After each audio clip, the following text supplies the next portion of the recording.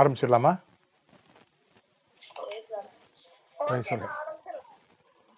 யாராவது ஆரம்பம் ஜெபம் பண்ணுறீங்களா?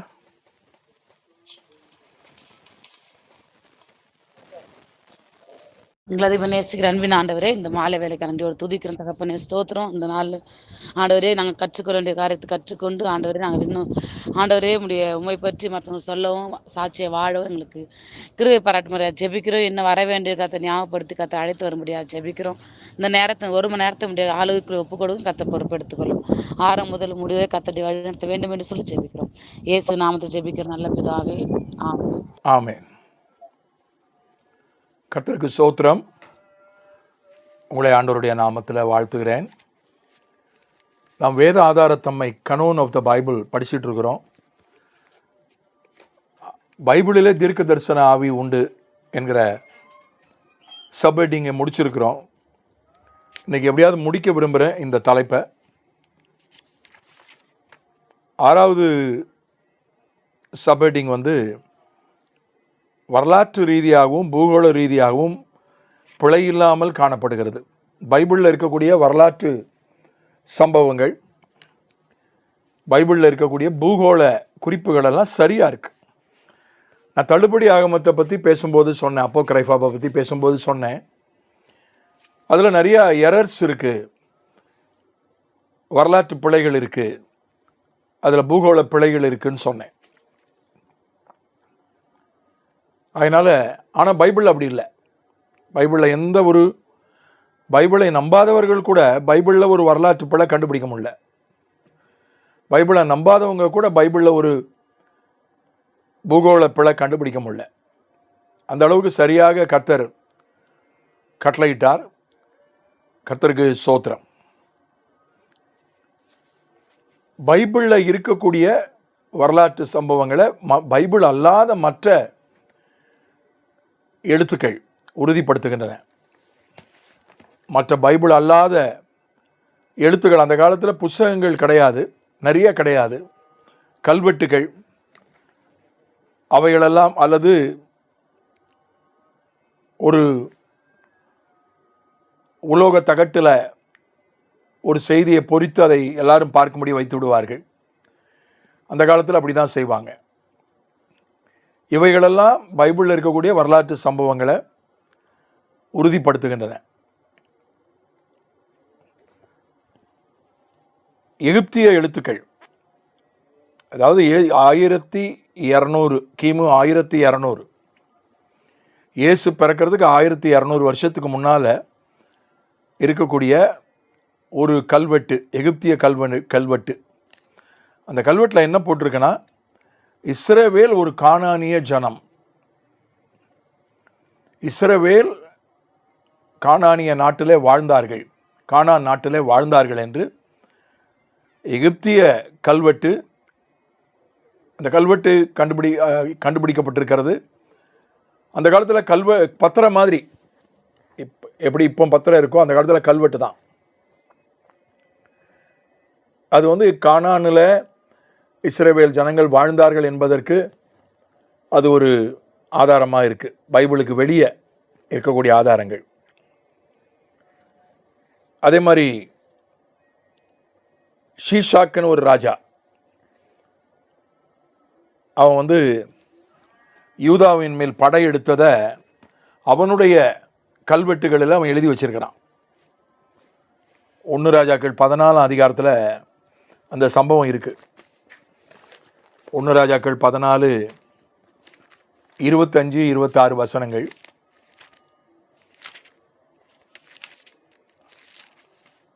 ஒரு எகிப்திய ராஜாவன், அவன் படையெடுத்து வரான். ரெகோபயாம் காலத்தில், சாலமோனுடைய மகன் காலத்தில், ரெகோபயாம் ராஜ்யபாரம் பண்ணின 5ஆம் வருஷத்தில் எகிப்தின் ராஜாவாகிய சீஷாக் எருசலேமுக்கு விரோதமாய் வந்து, எகிப்தின் ராஜாவாகிய சீஷாக், அந்த சீஷாக் தன்னுடைய கல்வெட்டில் எழுதி வச்சிருக்கிறான், நான் யூதா மேலே படம் எடுத்தேன்,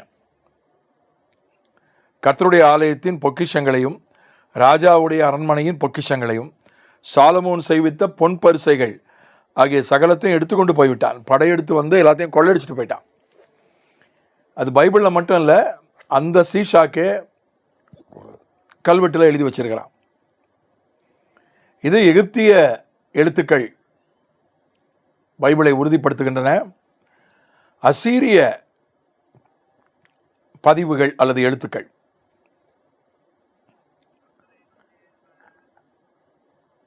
அதுக்கு பேர் பிளாக் ஓப்ளிக்ஸ் ஆஃப் ஷல்மாண்டர்னு பேர், வாயில நுழையாத பேர்.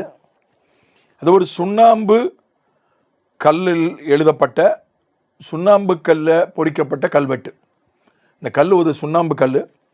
அதில் அசீரிய நாட்டினுடைய ஒரு பதிவு, ஒரு கல்வெட்டு. அது இப்போவும் லண்டனில் மியூசியத்தில் இப்போவும் இருக்குது. நீங்கள் லண்டன் போக வாய்ப்பு கிடைச்சா நீங்கள் அதை பாருங்கள். அதில் ஏகு அப்படின்னு ஒரு இஸ்ரவேல் ராஜா இருந்ததாகவும், அவன் இறந்தபோது அசிரிய ராஜா அனுதாப செய்தி அனுப்பியதாகவும் அதில் சொல்லப்பட்டிருக்கிறது. ஏகுன்னு ஒரு ராஜா, 2 ராஜாக்கள் 9ஆம் அதிகாரத்திலையும் 10ஆம் அதிகாரத்திலையும் சொல்லப்பட்டிருக்கிறது. இந்த ஏகு ராஜா ஆகாபினுடைய ஒரு தளபதியாக இருந்தான். கர்த்தர் தம்முடைய தீர்க்கதரிசியை கொண்டு அவனை அபிஷேகம் பண்ணினார். அவன் ராஜாவாகி ஆகாபினுடைய குடும்பத்தை அழித்து போட்டான். ஆகாபினுடைய குடும்பத்தை நியாயம் தீர்ப்பதற்கு, தண்டிப்பதற்கு கர்த்தர் இந்த ஏகுவை தெரிந்து கொண்டார். அவனை பற்றி இந்த 2 அதிகாரத்துலேயும், 2 ராஜாக்கள் 9லையும் 10லையும் நம்ம படிக்கிறோம். அந்த ஏகு இறந்து போன பிறகு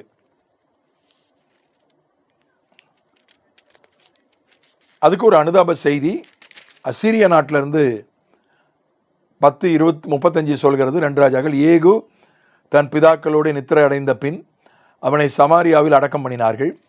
அவன் ஸ்தானத்தில் அவன் குமாரனாகிய யோவகாஸ் ராஜாவானான். ஏகு சமாரியாவில் இஸ்ரவேலின் மேல் ராஜபாரம் பண்ணின நாட்கள் 28 வருஷம். 36ஆம் வசனத்தில் 28 வருஷம் இஸ்ரவேலை ஆண்டவன் இந்த ஏகு. ஏகுன்னு ஒரு இஸ்ரவேல் ராஜா இறந்ததாகவும், அவனுக்கு அசீரியா ராஜா அனுதாப செய்தி அனுப்பியதாகவும் அந்த அசீரிய கல்வெட்டு சொல்கிறது. அதே மாதிரி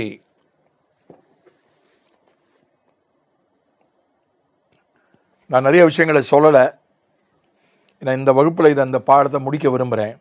பாபிலோனிய பதிவு என்ன சொல்லுது? பாபிலோனியன் கிரானிக்கல்ஸ் அப்படின்னு ஒன்று இருக்குது. பாபிலோனிய நாளாகமம் அப்படின்னு ஒரு புஸ்தகம். நமக்கு எப்படி பைபிளில் 1 நாளாகமோ 2 நாளாகமோ, நாளாகமான ஒரு டைரி மாதிரி தான், ஒரு நாட்குறிப்பு, நாள் ஆகமம், ஒரு டைரி. இன்றைய வார்த்தையில் சொல்கிறதா டைரி. போலீஸ் ஸ்டேஷனில் பார்த்தீங்கன்னா ஒரு டைரி இருக்கும். அன்றன்றைக்கு என்ன நடந்துச்சு. எஃப்ஐஆர்ன்றது வேற, புகார்களை வாங்கி அதுக்கு ரசீது கொடுப்பது அது வேற, எஃப்ஐஆர் வேற, முதல் தகவல் அறிக்கை. அது சார்ஜ் ஷீட்டுன்றது வேற, குற்றப்பத்திரிக்கை அது வேற. அன்னன்னைக்கு டைரி ஒன்று இருக்கும், போலீஸ் டைரின்னு பேர். அவங்க ஒவ்வொரு போலீஸ் ஸ்டேஷன்லேயும் அந்த ஒரு டைரியை அவங்க அன்னன்னைக்கு போலீஸ் ஸ்டேஷனில் அவங்க எல்லையில் என்ன நடந்துச்சுன்னு அதில் எழுதணும். தனிப்பட்டவர்கள் நாமளும் டைரி எழுதுகிறோம். அது மாதிரி பாபிலோனியன் கிரானிக்கல்ஸ், பாபிலோனிய நாளாகமம், அவங்க நேபுகாத் நேச்சார் எருசலேமை கைப்பற்றி யோயாக்கின் என்கிற ராஜாவை பதவி நீக்கியதை பற்றி அந்த டைரியில் எழுதப்பட்டிருக்கிறது. இந்த சம்பவம் 2 ராஜாக்கள் 24 சொல்லப்பட்டிருக்கிறது.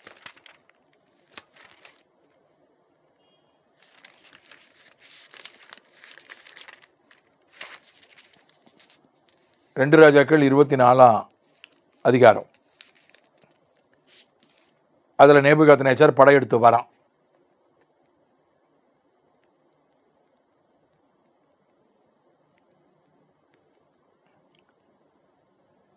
யோயாக்கீம் அப்படின்ற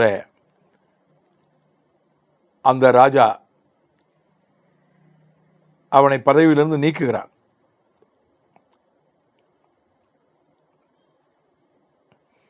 2 ராஜாக்கள் 24:15. அவன் யோயாக்கீனையும் ராஜாவின் தாயையும் ராஜாவின் ஸ்திரீகளையும் அவன் பிரதானிகளையும் தேசத்தின் பராக்கிரமசாலிகளையும் எருசலேமிலிருந்து பாபிலோனுக்கு சிறைப்படுத்தி கொண்டு போனான். 16. இப்படியே பாபிலோன் ராஜா பராக்கிரமசாலிகளான மனுஷராகிய 7000 பேரையும் தச்சரும் கொள்ளருமாகிய 1000 பேரையும் யுத்தம் பண்ணத்தக்க பலசாலிகளையும் பாபிலோனுக்கு சிறைபிடித்து கொண்டு போனான். இந்த சம்பவம் இது 597 இயேசு பிறக்கிறதுக்கு 600 வருஷத்துக்கு முன்னால் இந்த பாபிலோனிய நாளாகமத்தில் அந்த புஸ்தகத்தில் எழுதப்பட்டிருக்கிறது. பெர்சியாவினுடைய பதிவுகள். பெர்சியா அப்படின்றது இன்றைக்கு இருக்கிற ஈரான், அமெரிக்காவோட சண்டை போட்டுட்டு இருக்கு பாருங்க, இஸ்ரேலோட அந்த நாடு ஈரான். அதுக்கு பழைய பேர் பெர்சியா. இந்த பெர்சியாவினுடைய அந்த பதிவு சைரஸ் சிலிண்டர் பதிவுன்னு பேர் அதுக்கு. அந்த பதிவு என்ன சொல்லுதுன்னா, கோரேஸ் ராஜா சிறைப்பட்டவர்கள் தங்கள் தாய் நாடுகளுக்கு திரும்பபடி உத்தரவிட்டார். நெகேமியா 1ஆம் அதிகாரத்தில் சொல்லப்பட்டிருக்கு. நீங்கள் திரும்பி போகலாம், யூத ஜனங்கள் திரும்பி போகலாம், போய் ஆலயத்தை கட்டலாம், எருசலேம் பட்டணத்தை திரும்ப கட்டலான்னு நெகேமியா 1ஆம் அதிகாரத்தில் கோரேஸ் ராஜா உத்தரவிட்டது பெர்சிய எழுத்துக்களில் எழுதப்பட்டிருக்கிறது. நெகேமியா 1ஆம் அதிகாரம்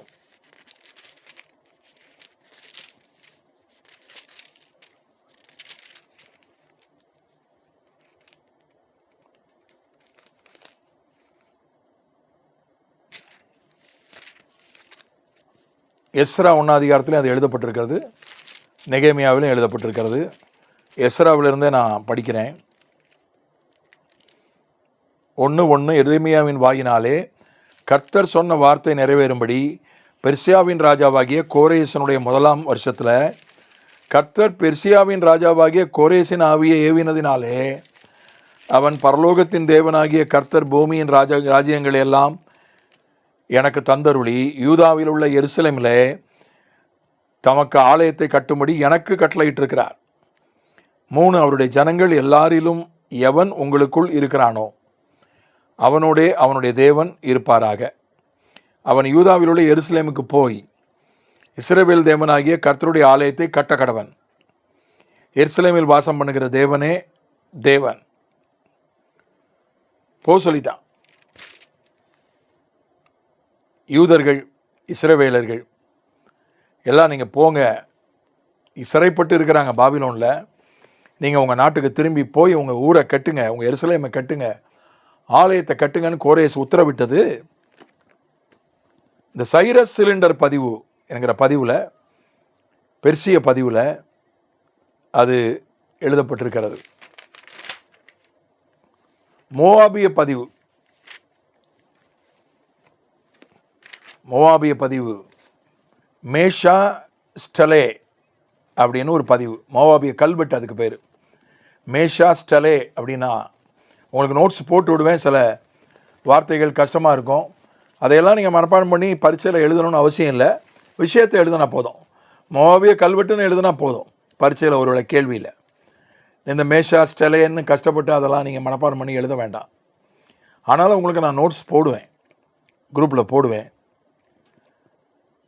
அது மேஷா அப்படின்ற ஒரு மோவாபிய ராஜா எழுதின கல்வெட்டு. அது மோவாபுக்கும் இஸ்ரவேலுக்கும் நடைபெற்ற மோதலை குறித்து அந்த கல்வெட்டில் இருக்கிறது. 2 ராஜாக்கள் 3ஆம் அதிகாரத்தில் அந்த சம்பவம் சொல்லப்பட்டிருக்கிறது. 2 ராஜாக்கள் 3ஆம் அதிகாரம்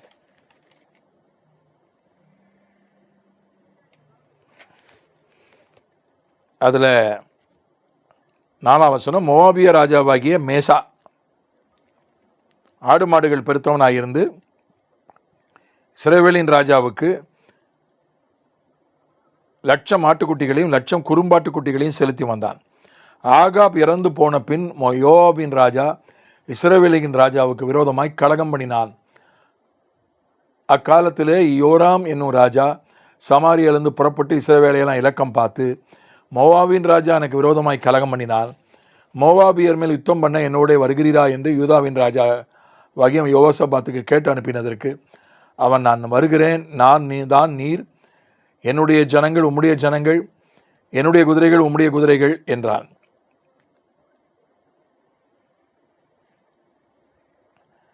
இங்கே ஒரு யுத்தம் பண்ணுறாங்க. மோவாபிய ராஜாவோடு இஸ்ரவேலின் ராஜா யுத்தம் பண்ணுகிறது. நிறைய வசனங்களை வாசிக்க நேரம் இல்லை, நீங்கள் வாசித்து பாருங்கள் அதிகாரம் முழுசு.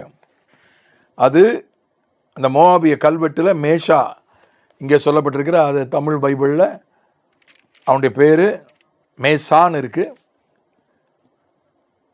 இங்கிலீஷில் மேஷான் இருக்குது. அவன் எழுதின கல்வெட்டில் அது சொல்லப்பட்டிருக்கிறார். ரோம பதிவுகள், டைக்கிட்டஸ் அப்படின்னு ஒருத்தர், டைக்கிட்டஸ் அப்படின்னு ஒரு ரோம ஒரு சரித்திர ஆசிரியர், அவர் என்ன எழுதியிருக்கிறார், திபேரியஸ் சீசர் காலத்தில் பொந்தியு பிலாத்தோவால் கிறிஸ்துவுக்கு மரண தண்டனை கொடுக்கப்பட்டது என்று டைக்கிட்டஸ் என்ற ரோம சரித்திர ஆசிரியர் எழுதி வச்சிருக்க, ஹிஸ்டாரியன், ரோமன் ஹிஸ்டாரியன் எழுதி வச்சிருக்கிறார். ஆனால் அதனால் பதிவில் இருக்குது, அரசாங்க ரெக்கார்டில் இருக்குது. இயேசுன்னு ஒருத்தர் இருந்தார், அவருக்கு சிலுவையில் அறைந்து அவருக்கு தண்டனை கொடுத்தார்கள் என்பது கவர்மெண்ட் ரெக்கார்டில் இருக்குது.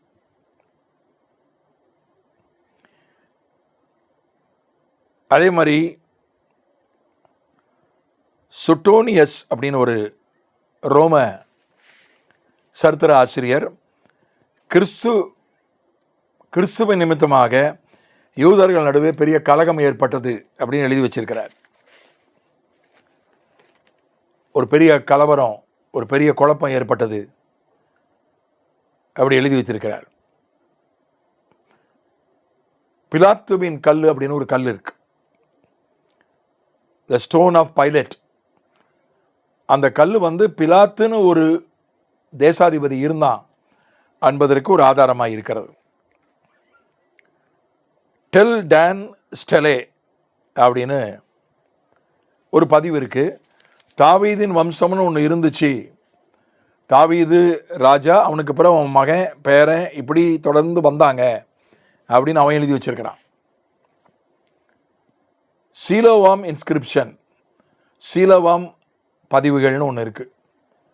அது எசேக்கியா காலத்தில் ஒரு டனல் கட்டினான்.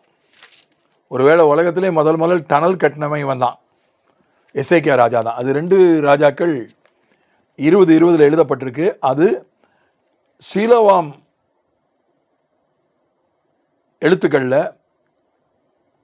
அது சொல்லப்பட்டிருக்கிறது. 2 ராஜாக்கள் 20:20. எசேக்கியாவின் மற்ற வர்த்தமானங்களும் அவனுடைய எல்லா வல்லமையும், அவன் ஒரு குளத்தையும் சாலகத்தையும் உண்டாக்கினதினாலே தண்ணீரை நகரத்துக்குள்ளே வரப்பண்ணினதும் யூதாவின் ராஜாக்களின் நாளாகம புஸ்தகத்தில் அல்லவோ எழுதியிருக்கிறது. ஒரு டனல், ஒரு குகை, ஒரு அண்டர் கிரவுண்டு வழி. அவன் என்ன பண்ணான், எசேக்கியா என்ன பண்ணான்னா, ஒரு குளத்தை வெட்டி அந்த குளத்து தண்ணீரில் ஒரு டனல் மூலமாக பூமிக்கு அடியில் ஒரு குகை ஒன்று குடஞ்சி அது வழியாக அந்த தண்ணீரை எருசலேமுக்குள் கொண்டு வந்தான். அது 2 ராஜாக்கள் 20:20 எழுதப்பட்டிருக்கு. அதை இந்த சீலோவாம் எழுத்துக்கள் அதை உறுதி செய்கின்றன. ஆனால் பைபிளில் இருக்கக்கூடிய வரலாற்று சம்பவங்களை எல்லாம் பைபிள் அல்லாத, இன்னும் கேட்டால் இயேசுவை நம்பாத மக்களால், ராஜாக்களால் எழுதப்பட்ட எழுத்துக்கள் உறுதி செய்கின்றன. முக்கியமாக ஒரு சம்பவத்தை நான் சொல்ல விரும்புகிறேன். யோசுவா காலத்தில் சூரியனும் சந்திரனும் ஒன்றாக நின்றது. ஒன்றாக நின்றதுனால அப்போ நாள் கணக்கு எதை வச்சு நாள் கணக்கு பண்ணுறாங்கன்னா, சூரியன் உதிக்கிறதையும் சூரியன் மறைகிறதுலேருந்து தான் யூத கணக்கு. நாள் கணக்கே எப்படின்னா சூரியன் மறைவது சூரியன் உதிப்பது இதை கணக்கு பண்ணி தான் நாளை கணக்கு பண்ணுறாங்க. அப்புறம் வாரமாக, அப்புறம் மாதமாக, அப்புறம் வருஷமாக அதை கணக்கு பண்ணுறாங்க. பூமி தன்னைத்தானே சுற்றுவதனால ஒரு தடவை சுற்றி வந்தால் அது ஒரு நாள். பூமி சூரியனை சுற்றி வருவது அது ஒரு வருஷம். சந்திரன் பூமியை சுற்றி வருவது ஒரு மாதம். இப்படி தான் கணக்கு பண்ணுறாங்க. இதில் சந்திரனும் சூரியனும் ஒரே இடத்துல நிற்குது. அப்போ கணக்கில் ஒரு நாள் குறையும். ஏன்னா இப்போ மாதிரி கடிகாரம்லாம் அப்போ கிடையாது. இப்போ மாதிரி டிஜிட்டல் கடிகாரம், இப்போ மாதிரி அப்போல்லாம் சூரிய கடிகாரம் தான். சூரியனை வைத்து தான் நாளையே கணக்கு பண்ணுவாங்க. நட்சத்திரத்தை வைத்து நேரத்தை கணக்கு பண்ணுவாங்க. ஒரு வெடிவெளி நட்சத்திரம் உதித்து விட்டால் 2 மணிலேருந்து 4 மணி, கடைசி ஜாமம் வந்துருச்சு என்றவர்கள் கணக்கு பண்ணுவாங்க. ஒவ்வொரு நட்சத்திரம், ஒவ்வொரு ஜாமத்துக்கும் ஒரு நட்சத்திரம் உதிக்கும். 3 மணி நேரத்துக்கு ஒரு நட்சத்திரம். அந்த நட்சத்திரத்தை வைத்தே இது முதலாம் ஜாமம், இது 6 மணிலேருந்து 9 மணி வரை, இது 2ஆம் ஜாமம் 9 மணிலேருந்து 12 மணி வரை ராத்திரி. பகலில் எப்படி நேரத்தை கண்டுபிடிச்சாங்கன்னா சூரிய கடிகாரம், அந்த நிழல், சூரியனுடைய நிழல், அதனுடைய நிழல் அந்த கடிகாரத்தில் விடும். அதை வச்சு கணக்கு பண்ணுவாங்க. நான் ஒரு கடிகாரத்தை சாந்தோம் சர்ச்சுக்கு பக்கத்தில், கத்தோலிக்க சபை சென்னை சாந்தோம் சர்ச்சு பக்கத்தில் ஒரு கடிகாரத்தை நான் ரொம்ப வருஷத்துக்கு முன்னால் பார்த்தேன். எப்படியும் 30-40 வருஷத்துக்கு முன்னால் பார்த்தேன். இப்போவும் இருக்குதா தெரியல. சூரிய கடிகாரங்களை வச்சு தான் கணக்கு பண்ணாங்க. இப்போ சூரியனும் சந்திரனும் ஒரே இடத்துல நின்றதுனால கணக்கிலே ஒரு நாள் குறைகிறது. 80களில் அமெரிக்காவிலிருந்து ஒரு விஞ்ஞானி சென்னை புதுவாழ்வு அசம்பிளிஸ் ஆஃப் காட் சபைக்கு வந்திருந்தார். இந்த கூட்டத்துக்கு நான் போயிருந்தேன். ஒரு ரட்சிக்கப்பட்ட விஞ்ஞானி. அவர் இதை அடிப்படையாக வச்சு தான் பேசினார். அவர் என்ன பேசினார்னா, சூரியனும் சந்திரனும் ஒன்றாக நின்றதுனால கணக்கில் ஒரு நாள் குறைஞ்சி போச்சு. அவர் என்ன சொல்கிறாரு, யோபு தன் பிறந்த நாளை சபித்தான். யோபுக்கு பின்னால் வந்தவன் தான் யோசுவா. யோபு தன் பிறந்த நாளை சபித்தான். அவன் சபிக்கும் போது என்ன சொன்னான், யோபு சபிச்சதுனால அது நடந்துச்சு, நம்ம சபிச்சா நடக்காது, அதனால் நீங்கள் சபிச்சு பார்க்காதீங்க. யோபு ஒரு பழைய ஏற்பாட்டு தீர்க்கதரிசி. பழைய ஏற்பாட்டு தீர்க்கதரிசிகளுக்கெல்லாம் சபிக்கிறதுக்கு அதிகாரம் உண்டு. புதிய ஏற்பாட்டில் யாருக்கும் சபிக்க அதிகாரம் கிடையாது. அவன் பிறந்த நாளை சபித்து என்ன சொல்கிறான், யோபு 3:6 அந்த ராத்திரியை அந்தகாரம் பிடிப்பதாக, வருஷத்தின் நாட்களில் அது சந்தோஷப்படுகிற நாளாக இராமலும் மாதங்களின் கணக்கில் அது வராமலும் போவதாக. தன்னுடைய பிறந்த நாளை பற்றி சொல்கிறான். அது கணக்கில் வராமல் போவதாக என்று சொல்கிறான். இப்போ அது எப்போ நிறைவேறிச்சுன்னா, யோசுவா காலத்தில் சூரியனும் சந்திரனும் ஒன்றாக நின்றது ஒரு யுத்தத்தின் போது. இது அப்போதான் யோபு யோசுவாவுக்கு முந்தின காலத்தை சார்ந்தவன், ஆபிரகாம் ஈசாக்கு யாக்கோபு காலத்தை சார்ந்தவன். புஸ்தகம்தான் பின்னால் இருக்கு. அதை நாம் யோசுவா புஸ்தகத்தில் வாசிக்கிறோம். நம்ம எல்லாருக்கும் ரொம்ப 10ஆம் அதிகாரத்தில் வாசிக்கிறோம். 13ஆம் வசனம், அப்பொழுது ஜனங்கள் தங்கள் சத்துருக்களுக்கு நீதியை சரிக்கட்டும் மட்டும் சூரியன் தரித்தது, சந்திரனும் நின்றது. இது யாசேரின் புஸ்தகத்தில் எழுதியிருக்கவில்லையா? அப்படியே சூரியன் அஸ்தமிக்க தீவிரிக்காமல் ஏறக்குறைய ஒரு பகல் முழுவதும் நடுவானத்தில் நின்றது. ஒரு பகல்னா 12 மணி நேரம் சூரியன் அஸ்தமிக்கலை. இப்போ அந்த விஞ்ஞானி என்ன சொன்னார், அமெரிக்க விஞ்ஞானி, இன்னைக்கும் காலத்தின் கணக்கில் ஒரு நாள் குறைகிறது என்று சொன்னார். அதுக்கு காரணம் யோபினுடைய சாபம். அது நிறைவேறியது யோசுவா காலத்தில். இந்த சாபத்தை ஆண்டவர் ஆசீர்வாதமாக மாற்றினார். அது தேவ ஜனங்கள் வெற்றி பெறுவதற்காக சூரியனும் சந்திரனும் ஒன்றாக நின்றது. அதனால இது அங்கே தென் அமெரிக்காவில் மெக்சிகோவில் இருக்கக்கூடிய எழுத்துக்கள் அது எழுதப்பட்டிருக்கிறது. ஒரு நாள் சூரியனும் வரல, சந்திரனும் வரல, இருண்டு போய்விட்டது. 24 மணி நேரம் சூரியனே வரல, 12 மணி நேரம் சந்திரனே வரல என்று மெக்சிகோவில் எழுதி வச்சிருக்காங்க. அதே காலகட்டத்தில் சீனாவில் எழுதி வச்சிருக்காங்க. சீனாவில் என்ன எழுதி வச்சிருக்காங்கன்னா, 24 மணி நேரம் சூரியன் இருந்துச்சு. சூரியன் இருக்கும்போதே சந்திரனும் 12 மணி நேரம் இருந்துச்சு. சீனாவில் அப்படி எழுதி வச்சிருக்காங்க. ஏன்னா அது மேற்கு, இது கிழக்கு. அந்த பதிவுகள், அந்த ஆதாரங்களை எல்லாம் அவர் சொன்னார், அந்த விவரங்களை எல்லாம் சொன்னார். அது எனக்கு நன்றாக ஞாபகத்தில் இருக்கிறது. பைபிளில் இருக்கக்கூடிய எல்லா வரலாற்று சம்பவங்களுக்கும் வரலாற்று குறிப்புகள் இருக்கின்றன. அதனால் பைபிள் எந்த விதத்திலும் பொய் இல்லை. இன்னும் நீங்கள் போனீங்கன்னா நிறைய நீங்கள் ஆதாரங்கள் இருக்கின்றன. அதில் உங்களுக்கு ஆர்வம் இருந்தால் நீங்கள் உள்ளே போகலாம். genesis.org அப்படின்னு ஒரு, ஜெனிசஸ் ஆதி ஆகமத்தினுடைய இங்கிலீஷ் பதம், genesis.org அப்படின்னு ஒரு வெப்சைட் இருக்குது. விஞ்ஞானிகள், ரட்சிக்கப்பட்ட விஞ்ஞானிகள் அதை நடத்துகிறார்கள். அதுக்குள்ளே நீங்கள் போனீங்கன்னா நிறையா ஆதாரங்களை பார்க்கலாம். பைபிள் உண்மை என்பதற்கான ஆதாரங்களை, விஞ்ஞானபூர்வமான ஆதாரங்களை நீங்கள் பார்க்கலாம்.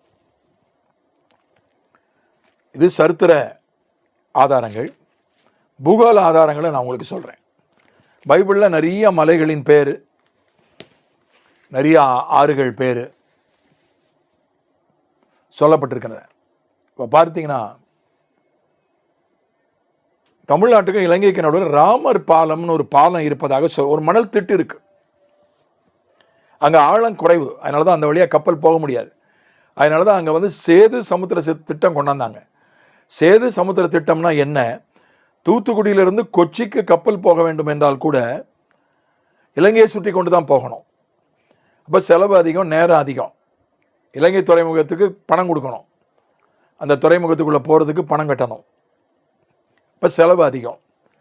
அப்போது தமிழ்நாட்டுக்கும் இலங்கைக்கும் நடுவில் இருக்கக்கூடிய பகுதியில் மணலை அள்ளி எடுத்து ஆழமாக்கி அந்த இடத்துல கப்பல் போகிற மாதிரி செய்துவிட்டால் இலங்கையை சுற்றி போக வேண்டாம். டீசல் மிச்சம், நேரம் மிச்சம், கொழும்பு துறைமுகத்துக்கு பணம் கட்டுறது மிச்சம். மற்ற நாட்டு கப்பல்களும் இந்த வழியாக வரும், அந்த நாட்டு கப்பல்கிட்ட பணம் வாங்கிக்கலாம், சுற்றி போகிறதுக்கு இது வழியாக போயிடுவான். அது பேர் தான் சேது சமுத்திர திட்டம். சுப்ரீம் கோர்ட்டில் கேஸ் போட்டாங்க. அந்த இடத்துல ராமர் பாலம் இருந்துச்சு, அதனால அந்த மணல் திட்டெல்லாம் ராமர் பாலம் தான், அதனால அதை மணல் திட்ட அகற்றக்கூடாது. இங்கிலீஷில் அது பேர் ஆடம் பிரிட்ஜ். இங்கிலீஷில் அது என்ன போட்டிருக்கு, உலக வரைபடத்தில் ஆதாமின் பாலம்னு போட்டிருக்கு. ஏன்னா முஸ்லிம்களுடைய நம்பிக்கை என்ன, ஆதாம் அந்த வழியாக ஆதாமுடைய கல்லறை ராமநாதபுரத்தில் இருப்பதாக முஸ்லிம்களில் ஒரு பிரிவினர் நம்புகிறார்கள். என்ன காரணத்திலாவது அது ஆதாம் பாலம்னு ஆங்கிலத்தில் உலகத்தின் மற்ற நாடுகள் அதை ஆதாம் பாலம் என்று சொல்கிறது. என்ன காரணம்னு தெரியல. ஆனால் நம்ம நாட்டில் ஒரு பிரிவினர் அது ராமர் பாலம்னு சொல்கிறாங்க. ராமர் என்று ஒருவர் இருந்தாரா? சரித்திரபூர்வமாக அதுக்கு ஆதாரம் கிடையாது. மக்களுடைய நம்பிக்கை, ஆகவே நம்ம புண்படுத்த வேண்டியதில்லை. ஆனால் சரித்திர ஆதாரம் கிடையாது. நேரு, இந்தியாவினுடைய முதல் பிரதமர் நேரு, டிஸ்கவரி ஆஃப் இந்தியா என்கிற புத்தகத்தில் என்ன எழுதினார் என்றால், ராமாயணம் என்பது ஆரியர்களுக்கும் திராவிடர்களுக்கும் நடுந்த போராட்டம் என்று அவர் எழுதினார். அதனால அதை நம்ம திராவிட இயக்கத்தினர் பிடித்து கொண்டார்கள். பிடித்து கொண்டு ராவணன் திராவிடன், அதனால ராவண காவியம்னு ஒன்று எழுதினாங்க. ராமாயணத்துக்கு போட்டியாக திராவிட இயக்கத்தை சார்ந்தவர்கள் ராவண காவியம்னு ஒன்று எழுதினாங்க. ராவணத்தை கதாநாயகனாக்கி எழுதினாங்க. ஆனால் சிலர் என்ன சொல்கிறார்கள், நம்ம நாட்டில் இருக்கிற அந்த மதத்தை சார்ந்தவர்கள் என்ன சொல்கிறார்கள், லங்கா என்பது இலங்கையை குறிக்கவில்லை. லங்கா என்பது ஒரிசாவில் இருக்கிற ஒரு ஊரின் பெயர். அங்கே ஒரு பெரிய ஏரி இருக்கிறது, கடலை கடந்து போகவில்லை, இந்த ஏரியை கடந்து தான் போனார். அது ஒரிசாவிலே நடைபெற்ற ஒரு சம்பவம். அதுதான் கதையாக எழுதப்பட்டிருக்கிறது என்று ஒரு சாரார் சொல்கிறார்கள். ஆக இந்த இலங்கையே தான், அந்த இலங்கைக்கு தான் ராமர் போனார். கம்பராமாயணத்தில் போடப்பட்டிருக்கிறது பாலம் கட்டி பாலத்தை இடித்து விட்டார் என்று போடப்பட்டிருக்கிறது கம்பராமாயணத்தில். அந்த கேஸ் கோர்ட்டில் நடந்துட்டு இருக்கு. அதனால அந்த திட்டம் வந்திருந்தால் தமிழ்நாட்டுக்கு பெரிய வருமானம் வந்து தமிழ்நாடு முன்னேறி இருக்கும். அந்த திட்டத்தை தடுத்துட்டாங்க. சுப்ரீம் கோர்ட்டில் இன்னும் கேஸ் இருக்குது வருஷ கணக்கில். ஒரு பூகோள குறிப்பு, பைபிளில் இருக்கக்கூடிய பூகோள குறிப்பு, அது அப்படியே எதுவுமே இந்த மாதிரி சர்ச்சைக்குள்ளாகவில்லை. உதாரணத்துக்கு நான் ஒன்றை சொல்கிறேன். யாத்திராகமத்தினுடைய புஸ்தகம்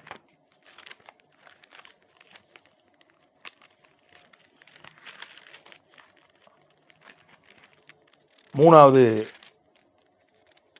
அதிகாரம் 2வது அதிகாரம்.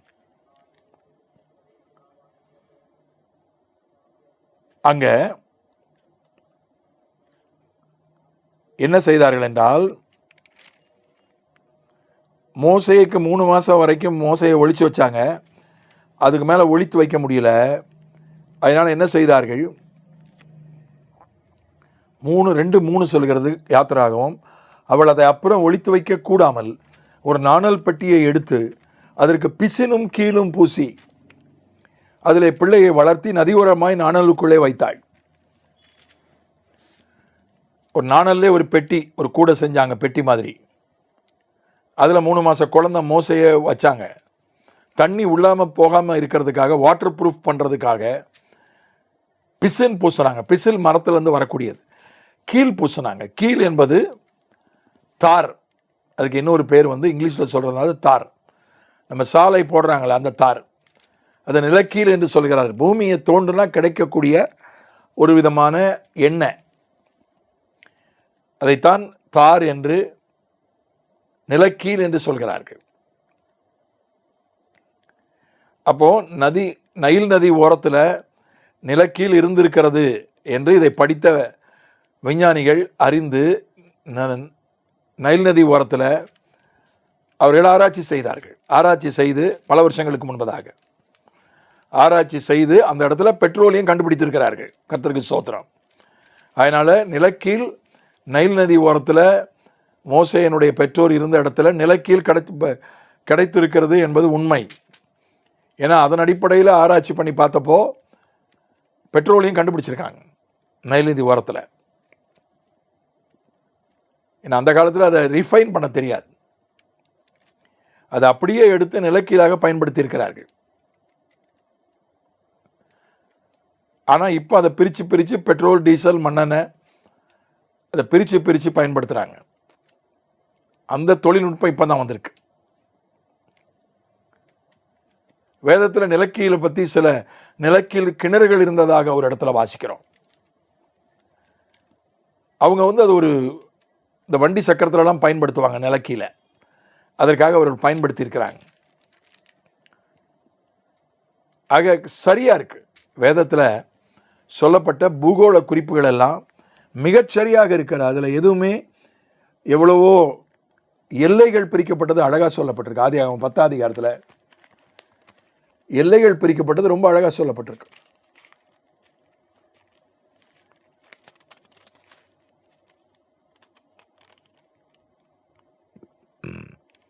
எப்படி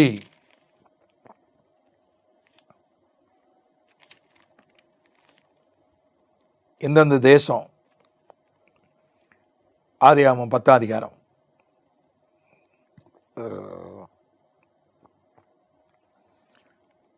அங்கே ஒரு அதெல்லாம் படித்தா உங்களுக்கு ரொம்ப போர் அடித்து போயிடும். ஒரே பேராக இருக்குது. எந்தெந்த நாட்டில் அவங்க வாழ்ந்தாங்க. சேம், காம், யாப்பேத் 3 பேர். நோவாவுக்கு 3 மகன்கள், சேம், காம், யாப்பேத். சேமுடைய சந்ததி தான் ஆசியா கண்டம். ஆசியா கண்டத்தில் வாழ்கிறவங்களெல்லாம் சேமுடைய சந்ததியினர். அவங்க பேர்லாம் அங்கே சொல்லப்பட்டிருக்கு. அதே மாதிரி நான் உதாரணத்துக்கு 1-2 பேரை வாசிக்கிறேன். ஆதியாகமம் 10ஆம் அதிகாரம்.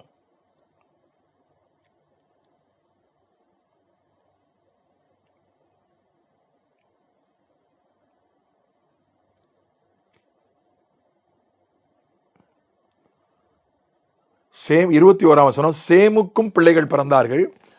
அவன் ஏபேருடைய சந்ததியார் எல்லாருக்கும் தகப்பனும் மூத்தவனாகிய யாபேத்துக்கு தம்பியுமாய் இருந்தான்.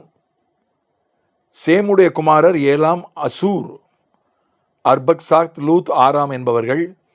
ஆராமுடைய குமாரர் ஊத்ஸ், கூல், கேத்தேர், மாஸ் என்பவர்கள். அது ஒரு பெரிய லிஸ்ட்டு வந்துக்கிட்டே இருக்கு. அந்த இதெல்லாம் ஆசிய கண்டத்தை சார்ந்தவர்கள். இங்கே சொல்லப்பட்டிருக்கிற இவர்களெல்லாம் ஆசிய கண்டத்தை சார்ந்தவர்கள். இங்கே சொல்லப்பட்டிருக்கிற ஒவ்வொரு நாட்டை குறிக்கும் அல்லது ஒவ்வொரு மக்கள் கூட்டத்தை குறிக்கும். அதே மாதிரி காமுடைய சந்ததி தான் ஆப்பிரிக்கர்கள், இன்றைக்கு இருக்கிற ஆப்பிரிக்கர்கள். கூஷ், காமுடைய குமார் 6ஆம் வசனம். காமுடைய குமாரர் கூஷ், மிஸ்ராயிம், பூத், கானான் என்பவர்கள். யாப்பேத்தினுடைய குமாரர் கோமர். கோமர்னா ஜெர்மனி. 2:10 ஆதியாகமம் 10:2. கோமர்னா ஜெர்மனி. மாக்கோகனா ரஷ்யா. மாதாய், யாவான், தூபால். மேசேக்கினாலும் ரஷ்யா தான், அது ரஷ்யாவினுடைய இன்னொரு பகுதி. தீராஸ். கோமேரின் குமாரர் அஸ்கினாஸ், ரீபாத்து, தொகர்மா. யாவானின் குமாரர் எலிசா, தர்ஷீஸ். தர்ஷீஸ்னால் இன்றைக்கி இருக்கிற இங்கிலாந்து. சிலர் அது ஸ்பெயின் என்றும் கருதுகிறார்கள். 2 கருத்து இருக்குது. ஆனால் நான் இங்கிலாந்து, என்னுடைய ஆராய்ச்சிப்படி அது இங்கிலாந்து தான், தர்ஷீஸ். இவர்களால் ஜாதிகளுடைய தீவுகள் அவனவன் பாஷையின்படியும் அவரவர்கள் கோத்திரத்தின்படியும் ஜாதிகளின்படியும் வெவ்வேறு தேசங்களாக பகுக்கப்பட்டன. அதனால் இந்த 10ஆம் அதிகாரத்தை நீங்கள் படித்து பாருங்கள். உங்களுக்கு விருப்பம் இருந்தால் அது உள்ளே போய் ஆராய்ச்சி பண்ணி பாருங்கள். அது யார் யார், என்ன மக்கள் கூட்டம், என்னென்ன நாடுகள்னு அதில் நீங்கள் பார்க்கலாம். வேறு எந்த மத புஸ்தகத்திலையும் இவ்வளவு தெளிவாக இல்லை. எந்த மத புஸ்தகத்திலையும் சோலாங் எகோ லாங் எகோன்னு தான் இருக்கும். முன்னொரு காலத்தில் ஒரு ராஜா, ஒரு ஊரில் ஒரு ராஜா இருந்த மாதிரி தான் எல்லா மத புஸ்தகமும் இருக்கும். ஆனால் பைபிளில் மட்டும்தான் தெளிவாக ஊர்கள், பேர்கள் எல்லாம் சொல்லப்பட்டிருக்கு. மலைகள், கடல்கள், ஆறுகள். நம்ம நாட்டில் சரஸ்வதினு ஒரு ஆறு உடையதாக சொல்கிறார்கள். அது கண்ணுக்கு தெரியாத ஆறு என்று சொல்கிறார்கள். அது முன்னால் இருந்தது, இப்போது மண்ணுக்குள்ளே போய்விட்டது என்று சொல்கிறார்கள். அது ஒரு நம்பிக்கை தானே தவிர அதுக்கு எந்த ஆதாரங்களும் இல்லை. எந்த ஒரு விஞ்ஞானபூர்வமான ஆதாரங்கள் இல்லை. அதனால் 2 ஆறு தான். திரிவேணி அப்படின்னு சங்கமம்னு ஒன்று வட இந்தியாவில் இருக்குது. 2 ஆறுகள் தான் அங்கே சந்திக்குது. ஆனால் 3வது கண்ணுக்கு தெரியாத ஒரு ஆறு சரஸ்வதி இருக்குது அப்படின்னு நம்புகிறார்கள். நம்பிக்கை தான். அவர்கள் புஸ்தகங்களிலே அது இருக்கின்றன, அந்த மதத்தினுடைய புஸ்தகங்களிலே அது இருக்கின்றன. ஆனால் அதுக்கு எந்த விதமான ஆதாரமும் இல்லைன்னா பைபிளில் சொல்லப்பட்டிருக்கிற ஒவ்வொரு ஆறும் பைபிளில் இருக்குது. ஒவ்வொரு இடமும், ஒவ்வொரு மலையும் இன்றைக்கும் அது சரித்திரத்தில் இருக்குது. அதுக்கான ஆதாரங்கள் இருக்குது. இது பைபிள் உண்மை என்பதற்கான மிகப்பெரிய ஆதாரமாய் இருக்கிறது. எல்லாத்தையும் நான் சொல்ல நேரம் இல்லை. அதே மாதிரி தொல்பொருள் ஆராய்ச்சி இன்றைக்கி நான் முடிச்சிடுறேன்.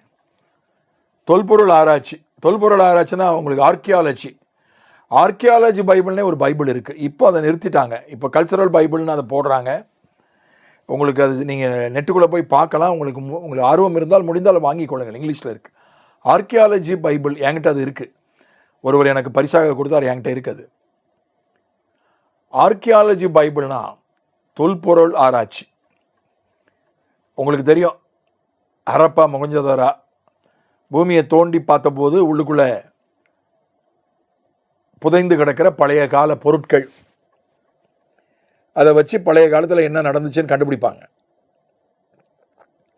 இப்போ நம்ம ஊரில் கீழடி அப்படின்ற இடத்துல, ஆதிச்சநல்லூர், இந்த இடத்துலலாம் என்ன செஞ்சுருக்காங்க, தொல்பொருள் ஆராய்ச்சி பண்ணி, புதைப்பொருள் ஆராய்ச்சி பண்ணி, சிந்து சமவெளி நாகரிகத்தை விட சமமான அல்லது பழைய நாகரிகம் தமிழ நாகரிகம் என்று நாம் சொல்லுகிறோம். இரும்பை உருக்குகிற தொழில்நுட்பத்தை தமிழன் தான் முதல்ல அந்த அயன் ஏஜ்னு அதை சொல்கிறாங்க, இரும்பு காலம்னு சொல்கிறாங்க. இரும்பு காலம்னா என்ன? இரும்பை உருக்கி கருவிகளை செய்யக்கூடிய, அதாவது வார்ப்பு, இரும்பை உருக்கி அதை வார்த்து மோல்டு பண்ணி கருவி செய்வது. இரும்பை அடித்து கருவியை பண்ணுவது அது வேற தொழில்நுட்பம். இரும்பை ஒரு திரவமாக உருக்கி அதை ஒரு மோல்டில் ஊற்றி, அச்சில் ஊற்றி கருவிகளை செய்கிற தொழில்நுட்பம் தமிழ்நாட்டில் தான் அது ஆரம்பித்தது அப்படின்னு தமிழக அரசு அறிவித்து சில தொல்பொருள் ஆராய்ச்சியின் முடிவில் அறிவிச்சிருக்காங்க. அமெரிக்காவில் இருக்கக்கூடிய ஒரு சோதனை சாலையில் அதற்கான சான்றிதழை வாங்கி அறிவிச்சிருக்காங்க. இந்த தொல்பொருள் ஆராய்ச்சி அது என்னன்னு கேட்டால் கல்வெட்டு, அதுக்கப்புறம் உலர் புல் சுருள், பாப்பிரி அப்படின்றாங்க. அதாவது ஒரு விதமான அந்த பாப்பிரியிலேருந்து வந்தது தான் பேப்பர்ன்ற வார்த்தை. ஒரு விதமான புல் உண்டு எகிப்தில், அந்த புல் கொஞ்சம் அகலமாக இருக்கும், அதை காய வச்சு அதை ஒட்டி அது மேலே எழுதுவாங்க. அது மேலே சாயத்தால் ப்ரஷ்ஷை கொண்டு எழுதுவாங்க. அதிலிருந்து இதெல்லாமே பைபிளில் இருக்கிற சம்பவங்களை, களிமண் பலகை, நான் நோட்ஸில் அவைகளெல்லாம் இருக்கின்றன. ஏற்கனவே நான் நோட்ஸ் போட்டிருக்கேன் குரூப்பில், மறுபடியும் நான் போட்டு விடுறேன். அதே போல் ஆபிரகாமினுடைய சொந்த ஊர், பேரே ஊர் தான், அது எங்கே இருக்குன்னா ஈராக்கில் இருக்குது. மெசோபத்தோமியா, பழைய பேர் மெசோபத்தோமியா, இன்றைக்கி பேர் ஈராக். அதனுடைய இடிபாடின் மிச்சங்கள் இன்றைக்கும் கண்டுபிடிக்கப்பட்டிருக்கின்றன. இன்றைக்கும் அவைகள் பூமியை தோண்டி எடுத்த போது அந்த ஊருன்ற ஆபிரகாமுடைய சொந்த ஊரினுடைய அதனுடைய மிச்சங்கள், எச்சங்கள் இன்றைக்கி இருக்கின்றன. அந்த மாதிரி நிலக்கரியில் பொறிக்கப்பட்ட எழுத்துக்கள், அதாவது நிலக்கரினா இயற்கையாக பூமிக்கு அடியில் கிடைக்கிற நிலக்கரி, செயற்கையாகவும் நம்ம விறகை எரித்து நிலக்கரி உண்டு பண்ணுறாங்க.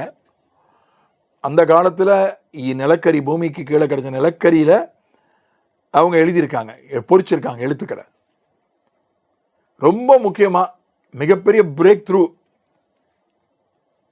மிகப்பெரிய ஒரு புதைபொருள் ஆராய்ச்சினா 1952 கண்டெடுக்கப்பட்ட சிவந்த சவ கடற்கரை சுருள்கள், டெட் சி ஸ்க்ரால்ஸ்ன்னு பேர். சவக்கடல் சுருள்கள், டெட் சி ஸ்க்ரால்ஸ். ஒரு குகையில் 1952 ஒரு குகையில் 600 தோல் சுருள் கண்டுபிடிச்சாங்க. அவை சுமார் 1800 வருஷத்துக்கு முன்னால் எழுதப்பட்டவை. கிமு 200 எழுதப்பட்டவை. கிமு 200, சுமார் 2000 வருஷத்துக்கு முன்னால் எழுதப்பட்டவை. 2200 வருஷத்துக்கு முன்னால், இயேசு பிறக்கிறதுக்கு 200 வருஷத்துக்கு முன்னால் எழுதப்பட்ட தோல் சுருளை கண்டுபிடிச்சாங்க. அந்த தோல் சுருளில் ஏசாயா, ஆபகுக், சங்கீதம், எரேமியா, தானியேல் ஆகிய நூல்களும், பெரும்பகுதி பழைய ஏற்பாடு அதில் சரியாக இருந்தது. இன்றைய 1952 எல்லா மொழிகள்லையும் கிட்டத்தட்ட பைபிளை மொழிபெயர்த்துட்டாங்க. ஆனால் அதை ஒப்பிட்டு பார்த்தபோது அது எந்த ஒரு பிழையும் இல்லை. அது பைபிளுக்கு மிகப்பெரிய ஆதாரம். எ பிரேக் த்ரூ இந்த ஆர்கியாலஜிக்கல் எவிடன்ஸ். ஒரு தொல்பொருள் ஆராய்ச்சியில் மிகப்பெரிய ஒரு முக்கியமான கட்டம். இந்த டெட் சி ஸ்க்ரால்ஸ், சவக்கடல் சுருள்கள் 1952. இந்த மாதிரி ஒரு 13 விஷயங்களை நான் குறிப்பிட்டிருக்கிறேன் நோட்ஸில். அதெல்லாம் நீங்கள் மனப்பாடம் பண்ணணும்னு அவசியம் இல்லை. நீங்கள் அதனுடைய ஒரு மனசில் விஷயத்தை நீங்கள் வைத்து கொண்டால் போதும். அதே போல் பைபிளுக்கு தான் அதிக கையெழுத்து பிரதிகள் கிடைத்திருக்கின்றன. கையெழுத்து பிரதினா என்ன? அந்த காலத்தில் அச்சு எந்திரம் கிடையாது, அந்த காலத்தில் காகிதம் கிடையாது, கம்ப்யூட்டரோ டைப்ரைட்டரோ கிடையாது. கையில் தான் எழுதணும். ஒரு புஸ்தகத்தை இப்போ லட்சக்கணக்கிலோடு அடிச்சிடலாம். புஸ்தகங்களை பெரிய அச்சேந்திரம்லாம் இருக்குது, லட்சக்கணக்கிலோடு அடிச்சிருவாங்க. முன்பெல்லாம் அப்படி கிடையாது. வேத பாரகர்னா யார் தெரியுமா? பைபிளை காப்பி எடுக்கிறவங்க. வேற யாரும் பைபிளை காப்பி எடுக்கக்கூடாது, வேத பாரகருக்கு மட்டும்தான். இங்கிலீஷில் அவங்க பேர் ஸ்கிரைப். பைபிளை அவங்க தான் பார்த்து எழுதி, யாருக்காவது பைபிள் வேணும்னா வேத பாரகர்கிட்ட தான் சொல்லணும். அவங்க அதை பார்த்து எழுதி கொடுப்பாங்க. அவங்க அதை தோல் சுருளில் எழுதுவாங்க, எழுதிட்டு எண்ணி பார்ப்பாங்க எழுத்துக்களை. ஒரிஜினலுக்கும் எதை பார்த்து எழுதுனாங்களோ அதுக்கும் இதுக்கும் எழுத்துக்கள் சரியாக இருக்கா, ஒவ்வொரு பக்கமாக எழுத்துக்களை எண்ணுவாங்க. இந்த பக்கத்தில் 100 எழுத்து இருக்குன்னா பார்த்து எழுதும்போது அதில் 100 இருக்கணும். 99 இருந்தாலோ 101 இருந்தாலோ அதை எரிச்சிருவாங்க தோல் சுருளை. நீங்கள் இந்த ஜட்ஜ்மெண்ட் காப்பி பார்த்துருப்பீங்களா? நீதிமன்றத்தினுடைய தீர்ப்பு நகல் பார்த்துருப்பீங்கன்னா அதில் ஒவ்வொரு அந்த கீழையும் போட்டிருக்கோம். என்ன போட்டிருக்கோம்னா இத்தனை வார்த்தைகள்னு போட்டிருக்கோம். 250 வார்த்தைகள் இந்த பக்கத்திலே உண்டு அப்படின்னு போட்டிருக்கோம். இப்போது வார்த்தைகளோட எண்ணி அதில் கீழே போட்டிருப்பாங்க. அந்த மாதிரி வேத பாரகர் ஸ்கிரைப்ஸ் என்ன பண்ணுவாங்கன்னா அவங்க எண்ணுவாங்க, எழுத்துலாம் கரெக்டாக எண்ணிக்கை ஒன்று கூடினாலோ குறைஞ்சாலோ எரிச்சிருவாங்க. அப்படி கவனமாக காப்பி எடுக்கப்பட்டது. தனி எழுத்தாணி வச்சுருப்பாங்க. தேவன் கர்த்தர் என்கிற வார்த்தை எழுதுவதற்கு தனி எழுத்தாணி. அதை எழுதுறதுக்கு முன்னால் தங்கள் கைகளை 7 தடவை கழுவிட்டு அதுக்கப்புறம் தேவன்னு தனி எழுத்தாணியில் எழுதுவாங்க. அப்படி தான் பைபிள் காப்பி எடுக்கப்பட்டது. கையெழுத்து பிரதின்னு சொல்கிறாங்க. மற்ற புஸ்தகங்களுக்கு அது உண்டு. மற்ற புஸ்தகங்களே அப்படி தான். அந்த காலத்தில் அச்சிட முடியாது, ஜெராக்ஸ் கிடையாது, ஃபோட்டோ கிடையாது, கம்ப்யூட்டர் கிடையாது, அச்சு எந்திரம் கிடையாது. கையில் தான் எழுதணும், பார்த்து எழுதணும். ஜெராக்ஸ் கண்டுபிடிக்க முடியறதுக்கு முன்னால் எப்படி காப்பி எடுப்பாங்க தெரியுமா? ஒரு சர்டிஃபிகேட்டை. உங்களுக்கு தெரியுமா? நான் படித்த போது வந்துடுச்சு ஜெராக்ஸு, ஆனால் ரொம்ப பிரபலம் கிடையாது. இப்போ நான்லாம் 10வது 1979 10வது முடித்தேன். 79 80 முடித்தேன். அப்போ வந்து அந்த மார்க் லிஸ்ட்டெலாம் ஜெராக்ஸ் எடுக்கிறதுலாம் அப்போ கிடையாது. அந்த மார்க் லிஸ்ட்டை கொண்டு டைப்பிஸ்ட்டை கொடுத்தா அதை பார்த்து டைப் பண்ணி கொடுப்பாரு. இந்த மார்க் லிஸ்ட்டில் என்ன இருக்கோ அதை டைப் பண்ணி கொடுப்பாரு. அதை கொண்டு போய் ஒரு கெசட் ஆஃபீஸர்கிட்ட காட்டணும். அதை பார்த்து அவங்க ட்ரூ காப்பின்னு போட்டு கையெழுத்து போட்டு பச்சைங்களை கையெழுத்து போட்டு சீல் அடித்து கொடுப்பாங்க. அதான் ஜெராக்ஸ் காப்பி. ஜெராக்ஸ் காப்பிலாம் இப்போ கிடையாது. அதை பார்த்து அப்படியே டைப் பண்ணணும். அதுக்கப்புறம் ஜெராக்ஸ் வந்துச்சு. இப்போ வந்து நம்ம ஸ்கேன் பண்ணிடுறோம், இன்னும் முன்னேறிட்டோம். அப்போ கையில் பார்த்து தான் எழுதணும். அப்படி எழுதுறதுக்கு காப்பீஸுக்கு பேர் தான் ஹேண்ட் ரிட்டன் காப்பீஸ், கையெழுத்து பிரதிகள். மற்றதுக்கெல்லாம் எவ்வளோ கிடச்சிருக்கு பாருங்கள். மற்ற புஸ்தகங்களுக்கும் கிடச்சிருக்கு.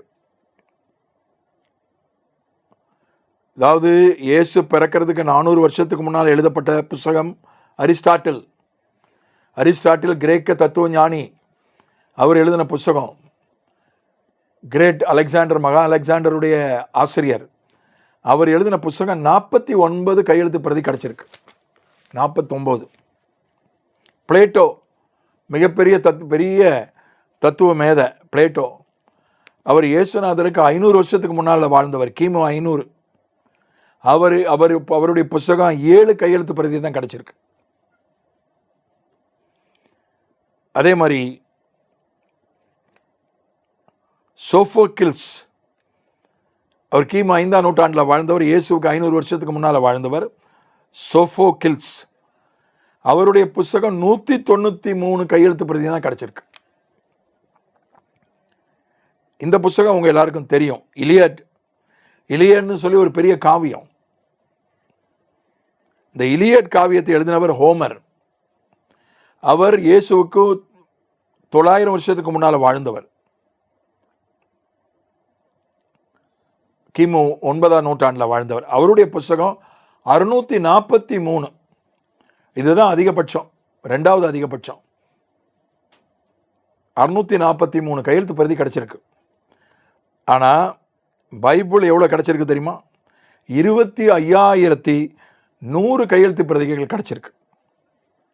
ஒரு புஸ்தகம் கலப்படம் செய்யப்படவில்லை, ஒரு புஸ்தகம் கூட்டப்படவில்லை, குறைக்கப்படவில்லை. ஒரு புஸ்தகம் அப்படியே பியூராக இருக்குது, சுத்தமாக இருக்குது, முதல்ல எழுதப்பட்ட வண்ணமாகவே தொடர்ந்து இருக்குது, ஆயிரக்கணக்கான வருஷமாக அப்படியே இருக்குன்றதுக்கான ஆதாரம், நிபுணர்கள் சொல்லுகிற ஆதாரம் கையெழுத்து பிரதி. நிறைய கையெழுத்து பிரதிகள் கிடைக்கணும். அந்த கையெழுத்து பிரதிகள்லாம் ஒப்பிட்டு பார்க்கும்போது ஒன்றா இருக்கணும். அது மிகப்பெரிய ஆதாரம். 49, 7, 193, 643, அதுக்கு மேலே அது எதுக்கும் கிடைக்கல. 25,100 கையெழுத்து பிரதிகள், பைபிள் கையெழுத்து பிரதிகள் கிடைத்திருக்கின்றன. அது மிகப்பெரிய ஆதாரம். பைபிள் தான் மிக நம்பகமான புஸ்தகம், மனித சரித்திரத்தில் நம்பகமான புஸ்தகம் பைபிள் தான் என்பதற்கான ஆதாரம். மிக அதிகமான மொழிகளில் மொழிபெயர்க்கப்பட்டது பைபிள் தான். 471 மொழிகளில் முழு பைபிளையும் மொழிபெயர்த்திருக்காங்க. 471 மொழிகளில் பைபிள் முழுவதையும் மொழிபெயர்த்திருக்காங்க. 2225 மொழிகளில் பைபிளினுடைய பகுதிகளை மொழிபெயர்த்திருக்காங்க. மிக அதிகமாக மொழிபெயர்க்கப்பட்ட புஸ்தகம் பைபிள் தான். மிக அதிகமாக விற்பனையாகும் புஸ்தகமும் பைபிள் தான். 600 கோடிக்கு மேலே வித்திருக்கு. 600 கோடி, 600 crores, 6 பில்லியன் காப்பீஸ், 600 கோடி. இது கொஞ்சம் பழைய குறிப்பு தான், பழைய ஒரு புள்ளி விவரம் தான். நான் இதை எழுதி, இந்த புஸ்தகத்தை நான் எழுதி 15 வருஷம், ஆமாம் 15 வருஷம் ஆயிடுச்சு. இன்னும் ஜாஸ்தி ஆயிருக்கும். 600 கோடிக்கு மேலே தொடர்ந்து வச்சு கொண்டு இருக்கிறது. தொடர்ந்து அதிகம் விற்கிற புஸ்தகம் பெஸ்ட் செல்லர் பைபிள் தான். அதே போல் தொடர்ந்து அச்சில் இருக்கிற புஸ்தகம் பைபிள் தான். அதாவது கண்டினியூவலி இன் பிரிண்ட். தொடர்ந்து புஸ்தகங்கள் அச்சில் இருக்காது. ஃபர்ஸ்ட் எடிஷன், செகண்ட் எடிஷன் தான் போடுவாங்க. பைபிளில் பாருங்கள், இங்கே ஃபர்ஸ்ட் எடிஷன்னா என்ன, பிரிண்ட் பண்ணுவாங்க, வித்து தீர்ந்த பிறகு மறுபடியும் பிரிண்ட் பண்ணுவாங்க. செகண்ட் எடிஷன், அது வித்து தீர்ந்த பிறகு மறுபடியும் பிரிண்ட் பண்ணுவாங்க. 3வது எடிஷன். பைபிளுக்கு எடிஷன்லாம் கிடையாது, தொடர்ந்து பிரிண்ட் பண்ணிக்கிட்டே இருக்காங்க. ஒரே எடிஷன் தான், பிரிண்ட் பண்ணிக்கிட்டே இருக்காங்க. மொழிபெயர்ப்புகள் தான் வெவ்வேறாக இருக்கிறதே தவிர தொடர்ந்து அச்சில் இருக்கக்கூடிய ஒரே புஸ்தகம் உலகத்திலே பைபிள் தான். அதனால எந்த கண்ணோட்டத்தில் பார்த்தாலும் பைபிள் தான் உலகத்திலேயே சிறந்த புஸ்தகம், அதிக நம்பகமான புஸ்தகம், அதிக ஆதாரபூர்வமான புஸ்தகம். அதனால இது பைபிளுக்கான ஆதாரங்களில் எந்த சந்தேகமும் இல்லை. நமக்கு இதில் எந்த விதத்திலும் பைபிளை நம்ம சந்தேகப்பட முடியாது. உங்களுக்கு கேள்வி பதில்களுக்கான நேரம் அடுத்த வகுப்பில் நான் கொஞ்சம் நேரம் கொடுக்குறேன். இன்றைக்கி நம்ம ஏறக்குறைய முடிவு நேரத்துக்கு வந்துட்டோம். அதனால் இது வரைக்கும் நம்ம என்ன பார்த்துருக்கோம்னா அதை மட்டும் உங்களுக்கு ஞாபகப்படுத்திடுறேன். தள்ளுபடி ஆகமத்தம் இடையில தான் சொருகப்பட்டது. கத்தோலிக்க வேதாகமத்தில் இருக்கிற அப்போக்ரைஃபா தள்ளுபடி ஆகமம், பழைய அதில் கத்தோலிக்க பைபிளும் 66 புத்தகம் இருக்குது. 66 புத்தகத்தையும் கத்தோலிக்க பைபிளும் கத்தோலிக்கர்களும் ஏற்றுக்கொள்கிறார்கள். ஆனால் கூடுதலாக கொஞ்சம் புஸ்தகங்களையும் பகுதிகளையும் சேர்த்துட்டாங்க. இப்போ தான் சேர்த்தாங்க. ஒரு 600 வருஷத்துக்கு முன்னால் தான் அதை சேர்த்தாங்க. 500 வருஷம் கிபி 1546 தான் சேர்த்தாங்க. புதிய ஏற்பாட்டில் எந்த ஒரு பிற்சேர்க்கையும் இல்லை, எந்த ஒரு இடைச்சேர்களும் இல்லை. பழைய ஏற்பாட்டில் மட்டும்தான் சேர்த்துருக்குறாங்க. அதனால் அதை நம்ம ஏன் ஏற்றுக்கொள்றதில்லை அப்படின்னு அந்த காரணங்களை பார்த்தோம். 2 ஏற்பாடுகளுக்கு நடுவில், புதிய ஏற்பாட்டுக்கும் பழைய ஏற்பாட்டுக்கும் நடுவில் சுமார் 400 வருஷம் இடைவெளி. அப்போது என்னென்ன முக்கியமான சம்பவங்கள் நடந்தன என்று பார்த்தோம். பைபிள் தேவனுடைய வார்த்தை என்பதற்கான ஆதாரங்களை நம்ம பார்த்துருக்கிறோம். 17ஆவது நூற்றாண்டில் இங்கிலாந்து பாராளுமன்றத்தினுடைய கட்டளையின்படி கூட்டப்பட்ட பல சபைகளை சார்ந்த தேவ பண்டிதர்களுடைய மாநாட்டில் 66 புஸ்தகங்கள் மட்டும்தான் தேவனுடைய வார்த்தை என்று அவர்கள் தீர்மானம் பிரகடனம் பண்ணினார்கள். அது ஒரு ஆதாரம். பைபிளில் இன்டர்னல் விட்னஸ் இருக்கு, முரண்பாடற்ற தன்மை இருக்கிறது. பழைய ஏற்பாட்டை இயேசுவும் அப்போஸ்தலரும் அங்கீகரித்தார்கள். ஆதி திருச்சபை கால எழுத்தாளர்களாகிய எபிரேய எழுத்தாளர்களாகிய பிலோவும் ஜோசபஸும் புதிய ஏற்பாட்டை அங்கீகரித்துள்ளார்கள். பைபிளிலே தீர்க்க தரிசன ஆவி உள்ளது. ஏனென்றால் இயேசுவை பற்றி சாட்சியிடுகிறது. 300 பட்டவெல்லாம் பைபிள் சொன்ன 2500 தீர்க்க தரிசனங்களில் 2000 தீர்க்க தரிசனம் நிறைவேறிவிட்டது. அதே போல பைபிள் பரிசுத்த ஆவியால் எழுதப்பட்டது. தனி மனிதனின் இருதயத்தோடு பைபிள் பேசுகிறது, மனிதனை மாற்றுகிறது, சுகமாக்குகிறது, ஆசீர்வதிக்கிறது. இன்றைக்கி நம்ம பார்த்தது மற்ற காரியங்களை இன்றைக்கு நம்ம பார்த்தோம். என்னுடைய நோட்ஸை நான் போட்டு விடுறேன், இதற்கான கொஸ்டின் பேப்பரையும் போட்டு விடுறேன். நீங்கள் பரீட்சை எழுத முயற்சி பண்ணுங்கள்.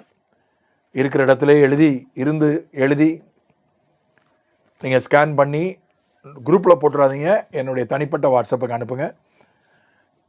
இல்லை நான் கையிலே எழுதி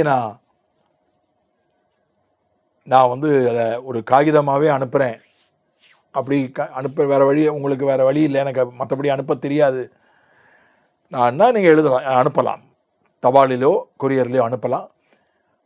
ஆனால் நீங்கள் ஸ்கேன் பண்ணி டைப் பண்ணியும் நீங்கள் வாட்ஸ்அப்பில் வாய்ஸ் டைப்பிங்கோ அல்லது டைப் பண்ணி கூட வாட்ஸ்அப்பில் எனக்கு அனுப்புங்க, குரூப்பில் போடாதீங்க. அல்லது எழுதி ஃபோட்டோ எடுத்து கூட நீங்கள் ஸ்கேன் பண்ணி ஃபோட்டோ எடுத்தால் தெளிவாக எடுங்க, இல்லைனா ஸ்கேன் பண்ணி எனக்கு அனுப்புங்க. தெளிவாக இருக்கணும் அது. இப்பொழுது நம்ம ஜெபித்து முடிக்கலாம். அடுத்த வகுப்பில் உங்களுக்கு இந்த பாடத்தில் இருக்கக்கூடிய சந்தேகங்களை கேட்குறதுக்கு கொஞ்சம் நேரம் கொடுப்பேன். ஜெபிக்கலாம். பிதாவே, இயேசுவின் நாமத்தில் இன்றைய பாடத்துக்காக ஸ்தோத்திரம். வேதத்தினுடைய ஆதாரத்தன்மைகளை, பைபிளில் இருக்கக்கூடிய சரித்திர சம்பவங்களை மற்ற நாட்டு குறிப்புகள், மற்ற நாட்டு பதிவுகளும் உறுதி செய்கிறதற்காக ஸ்தோத்திரம். ஆண்டவரே, பூகோள குறிப்புகள் மிகச்சரியாக, விஞ்ஞானபூர்வமாக மிகச்சரியாக இருக்கிறதற்காக ஸ்தோத்திரம். அதிகம் பைபிள் வெற்றி கொண்டிருக்கிறது, அதிகமாக மொழிபெயர்க்கப்பட்டிருக்கிறது, அதிக கையெழுத்து பிரதிகள் கிடைத்திருக்கிறது. எல்லா விதத்திலும் உம்முடைய வார்த்தை மேலோங்கி நிற்கிறது. இந்த உலகத்தில் உம்முடைய வார்த்தையை நீர் மகிமைப்படுத்தி இருக்கிறீர், அதற்காக ஸ்தோத்திரம். உம்முடைய வார்த்தை மேற்கொண்டிருக்கிறது, உம்முடைய வார்த்தை விருத்தி அடைந்திருக்கிறது, அதுக்காக ஸ்தோத்திரம். உம்முடைய வார்த்தையை நாங்கள் பிடித்துக்கொள்ள ஆண்டவரே, உம்முடைய வார்த்தையே எங்கள் வாழ்க்கையாய் மாற எங்களுக்கு உதவி செய்ய முடியாய் ஜெபிக்கிறோம். வந்தவர்களை ஆசீர்வதியும், வராதவர்களை, வர வேண்டியவர்களை கொண்டு வாரும். ஹோஸ்டை ஆசீர்வதியும், இதை பதிவு செய்கிற சகோதரனை ஆசீர்வதியும். அடுத்த வகுப்பை ஒப்புக் கொடுக்கிறோம் இயேசுவின் மூலமே பிதாவே, ஆமென். வெல்கம்.